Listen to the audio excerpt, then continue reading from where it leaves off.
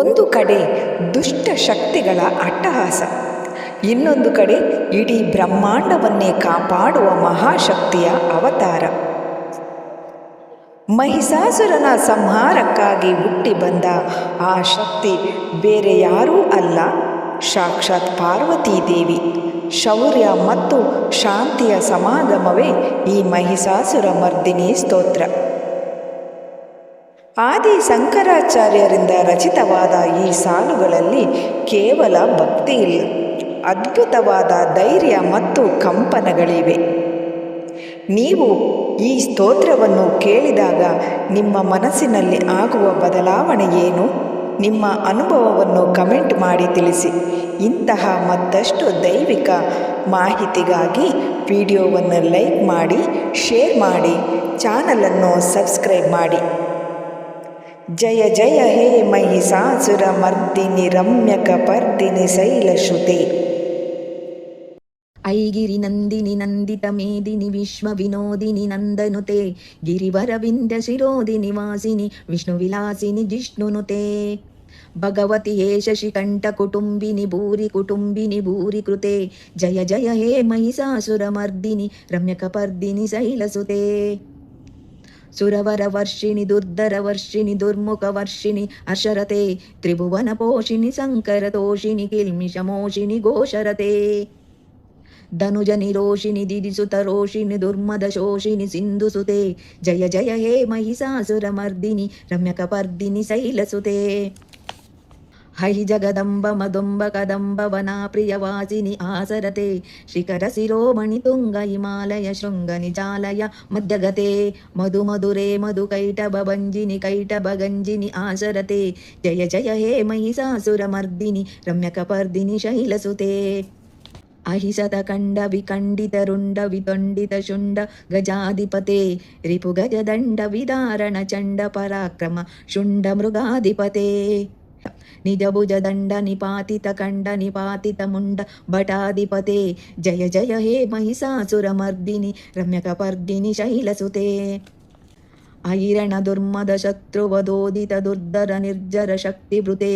ಚತುರ ವಿಚಾರ ದುರೀಣ ಮಹಾಶಿವ ದೂತ ಕೃತ ಪ್ರಮತಾಧಿಪತೆ. ದುರಿತ ದುರಿಹ ದುರಾಶಯ ದುರ್ಮದ ದಾನಃ ದೂತ ಕೃತಾತಮತೆ. ಜಯ ಜಯ ಹೇ ಮಹಿಷಾಸುರ ಮರ್ದಿನಿ ರಮ್ಯಕ ಪರ್ದಿನಿ ಶೈಲಸುತೆ. ಅವಿರಳ ಗಂಡಗಲಾಲ್ಮದ ಮೇದುರ ಮತ್ತ ಮತಂಗಜ ರಾಜಸುತೆ.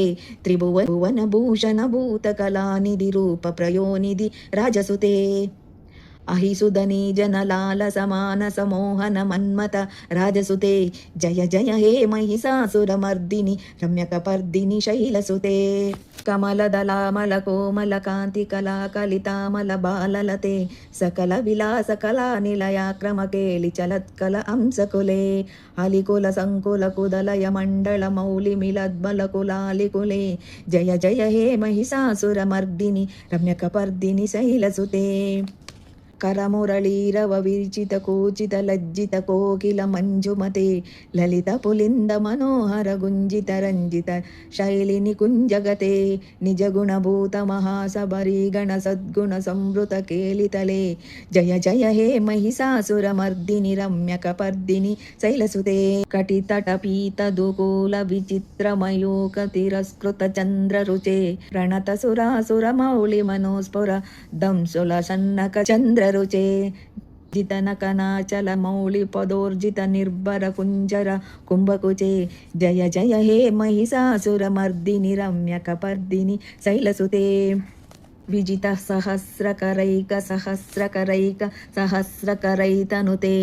ಕೃತಶುರ ತಾರಕ ಸಂಗರ ತಾರಕ ಸಂಗರ ತಾರಕ ಸೂನಸುತೆ. ಸುರತ ಸಮಾಧಿ ಸಮಾನ ಸಮಾಧಿ ಸಮಾನ ಸಮಾಧಿ ಸುಜಾರತೆ. ಜಯ ಜಯ ಹೇ ಮಹಿಷಾಸುರ ಮರ್ದಿನಿ ರಮ್ಯಕ ಪರ್ದಿನಿ ಶೈಲಸುತೆ. ಪದಕಮಲ ಕರುಣಾ ನಿಲಯ ವರಿವಶ್ಯತಿ ಯೋ ನಿಧನಂ ನ ಶಿವೆ. ಐ ಕಮಲೆ ಕಮಲಾ ನಿಲಯೇ ಕಮಲಾ ನಿಲಯಾ ಸಕತಂ ನ ಭವೇತ್. ತವ ಪದಮೇವ ಪರಂ ಪದಮಿತ್ಯನು ಶೀಲಯತೋ ಮಮ ಕಿಂ ನ ಶಿವೆ. ಜಯ ಜಯ ಹೇ ಮಹಿಷಾಸುರ ಮರ್ದಿನಿ ರಮ್ಯಕ ಪರ್ದಿನಿ ಶೈಲಸುತೆ.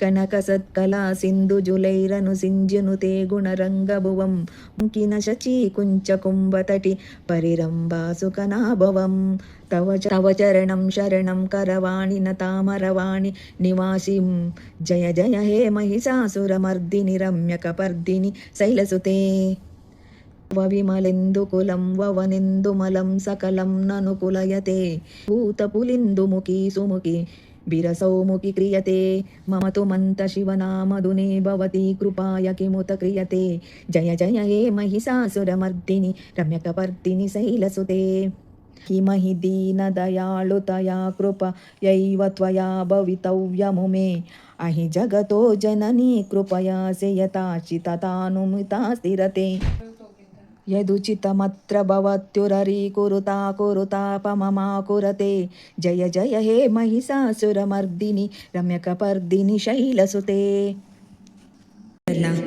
ಮಹಿಷಾಸುರ ಮರ್ದಿನಿಯ ಈ ದೈವಿಕ ಶಬ್ದಗಳು ನಮ್ಮೊಳಗಿನ ನಕಾರಾತ್ಮಕತೆಯನ್ನು ಹೋಗಲಾಡಿಸಿ ಹೊಸ ಭರವಸೆಯನ್ನು ತುಂಬುವ ಶಕ್ತಿ ಹೊಂದಿವೆ. ದುಷ್ಟರ ಶಿಕ್ಷಕಿ, ಶಿಷ್ಟರ ರಕ್ಷಕಿಯಾದ ಆ ತಾಯಿ ದುರ್ಗಾದೇವಿಯು ನಿಮಗೂ ಮತ್ತು ನಿಮ್ಮ ಕುಟುಂಬಕ್ಕೂ ಸಕಲ ಸುಖ ಶಾಂತಿ ಧೈರ್ಯವನ್ನು ನೀಡಲಿ ಎಂದು ಪ್ರಾರ್ಥಿಸುತ್ತೇನೆ. ಈ ಸ್ತೋತ್ರದ ಅನುಭವ ನಿಮಗೆ ಹೇಗನ್ನಿಸಿತು? ಕಮೆಂಟಿನಲ್ಲಿ ಜಯ ಜಯ ಹೇ ಎಂದು ಬರೆಯುವ ಮೂಲಕ ನಿಮ್ಮ ಭಕ್ತಿಯನ್ನು ಹಂಚಿಕೊಳ್ಳಿ. ಇಂತಹ ಮತ್ತಷ್ಟು ಆಧ್ಯಾತ್ಮಿಕ ಮತ್ತು ದೈವಿಕ ಮಾಹಿತಿಗಾಗಿ ನಮ್ಮ ಚಾನಲನ್ನು ಸಬ್ಸ್ಕ್ರೈಬ್ ಮಾಡಿ. ಧನ್ಯವಾದಗಳು. ಐಗಿರಿ ನಂದಿನಿ ನಂದಿತ ಮೇದಿನಿ ವಿಶ್ವ ವಿನೋದಿನಿ ನಂದನುತೆ ಗಿರಿವರವಿಂದ ಶಿರೋದಿನಿ ವಾಸಿನಿ ವಿಷ್ಣು ವಿಲಾಸಿನಿ ಜಿಷ್ಣುನುತೆ ಭಗವತಿ ಯೇ ಶಶಿಕಂಠ ಕುಟುಂಬಿನಿ ಭೂರಿ ಕುಟುಂಬಿನಿ ಭೂರಿ ಕೃತೆ ಜಯ ಜಯ ಹೇ ಮಹಿಷಾಸುರಮರ್ದಿನಿ ರಮ್ಯಕಪರ್ದಿನಿ ಶೈಲಸುತೆ ಸುರವರ ವರ್ಷಿಣಿ ದುರ್ಧರ ವರ್ಷಿಣಿ ದುರ್ಮುಖ ವರ್ಷಿಣಿ ಅಶರತೆ ತ್ರಿಭುವನ ಪೋಷಿಣಿ ಸಂಕರ ದೋಷಿಣಿ ಕಿಲ್ಮಿಷಮೋಷಿಣಿ ಘೋಷರತೆ ಧನುಜ ನಿರೋಷಿಣಿ ದಿವಿಸುತ ರೋಷಿಣಿ ದುರ್ಮದ ಶೋಷಿಣಿ ಸಿಂಧುಸುತೆ ಜಯ ಜಯ ಹೇ ಮಹಿಷಾಸುರಮರ್ದಿನಿ ರಮ್ಯಕಪರ್ದಿನಿ ಶೈಲಸುತೆ ಹೈ ಜಗದಂಬ ಮದಂಬ ಕದಂಬ ವನ ಪ್ರಿಯವಾಸಿನಿ ಆಸರತೆ ಶಿಖರ ಶಿರೋಮಣಿ ತುಂಗ ಹಿಮಾಲಯ ಶೃಂಗ ನಿಚಾಲಯ ಮಧ್ಯಗತೆ ಮಧು ಮಧುರೇ ಮಧು ಕೈಟಭ ಭಂಜಿನಿ ಕೈಟಭ ಗಂಜಿನಿ ಆಸರತೆ ಜಯ ಜಯ ಹೇ ಮಹಿಷಾಸುರಮರ್ದಿನಿ ರಮ್ಯಕಪರ್ದಿನಿ ಶೈಲಸುತೆ ಅಹಿಷದ ಕಂಡ ವಿಖಂಡಿತ ರುಂಡ ವಿದಂಡಿತ ಶುಂಡ ಗಜಾಧಿಪತೆ ರಿಪುಗಜ ದಂಡ ವಿದಾರಣ ಚಂಡ ಪರಾಕ್ರಮ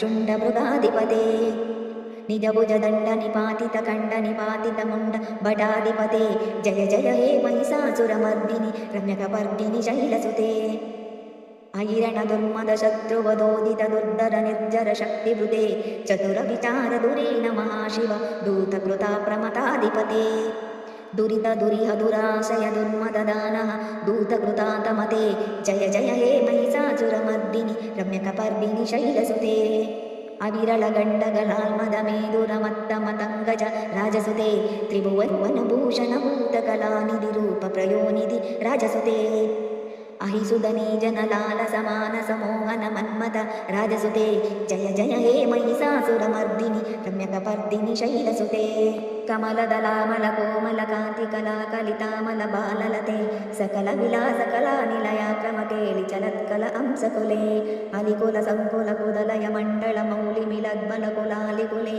ಜಯ ಜಯ ಹೇ ಮಹಿಷಾಸುರಮರ್ದಿನಿ ರಮ್ಯಕಪರ್ದಿನಿ ಶೈಲಸುತೆ ಕರಮುರಳೀರವ ವಿರ್ಚಿತ ಕೋಚಿತ ಲಜ್ಜಿತ ಕೋಕಿಲ ಮಂಜುಮತೆ ಲಲಿತ ಪುಲಿಂದ ಮನೋಹರ ಗುಂಜಿತ ರಂಜಿತ ಶೈಲಿನಿ ಕುಂಜಗತೆ ನಿಜ ಗುಣಭೂತ ಮಹಾಸಬರೀಗಣ ಸದ್ಗುಣ ಸಂವೃತ ಕೇಳಿತಲೆ ಜಯ ಜಯ ಹೇ ಮಹಿಷಾಸುರಮರ್ದಿನಿ ರಮ್ಯಕಪರ್ದಿನಿ ಶೈಲಸುತೆ ಕಟಿತಟ ಪೀತ ದುಗೂಲ ವಿಚಿತ್ರ ಮಯೂಖ ತಿರಸ್ಕೃತ ಚಂದ್ರ ರುಚೆ ರಣತ ಸುರಾಸುರ ಮೌಳಿ ಮನೋಸ್ಫುರ ದಂಸುಲ ಸನ್ನಕ ಚಂದ್ರ ರುಚೆ ಜಿತನಕನಾಚಲ ಮೌಳಿ ಪದೋರ್ಜಿತ ನಿರ್ಭರ ಕುಂಜರ ಕುಂಭಗುಚೆ ಜಯ ಜಯ ಹೇ ಮಹಿಷಾಸುರಮರ್ದಿನಿ ರಮ್ಯಕಪರ್ದಿನಿ ಶೈಲಸುತೆ ವಿಜಿತ ಸಹಸ್ರಕರೈಕ ಸಹಸ್ರಕರೈಕ ಸಹಸ್ರಕರೈತನುತೆ ಕೃತಶುರ ತಾರಕ ಸಂಗರ ತಾರಕ ಸೂನಸುತೆ ಸುರತ ಸಮಾಧಿ ಸಮಾನ ಸಮಾಧಿ ಸಮಾನ ಸಮಾಧಿ ಸುಜಾರತೆ ಜಯ ಜಯ ಹೇ ಮಹಿಷಾಸುರಮರ್ದಿನಿ ರಮ್ಯಕಪರ್ದಿನಿ ಶೈಲಸುತೆ पदकमला करुणानिलया वरिवस्यति योनिधनं न शिवे अयि कमले कमलानिलये कमलानिलयाः सकतं न भवेत् तव पदमेव परं पदमित्यनुशीलयतो मम किं न शिवे जय जय हे महिषासुरमर्दिनि रम्यकपर्दिनि शैलसुते कनकसत्कला सिन्धुजुलैरनु सिञ्जुनुते गुणरङ्गभुवं किन शचीकुञ्चकुम्भतटे परिरम्भासुकनाभवं तव चरणं शरणं करवाणि न तामरवाणि निवासिं जय जय हे महिषासुरमर्दिनि रम्यकपर्दिनि शैलसुते वविमलेन्दुकुलं ववनेन्दुमलं सकलं ननुकुलयते भूतपुलिन्दुमुखी सुमुखी विरसौमुखी क्रियते मम तु मन्तशिवनामधुने भवती कृपाय किमुत क्रियते जय जय हे महिषासुरमर्दिनि रम्यकपर्दिनि शैलसुते किमहि दीनदयाळुतया कृपयैव त्वया भवितव्यं मे अहि जगतो जननी कृपयासि यथाचिततानुमिता स्थिरते यदुचितमत्र भवत्युररे कुरुतापममा कुरते जय जय हे महिषासुरमर्दिनि रम्यकपर्दिनि शैलसुते।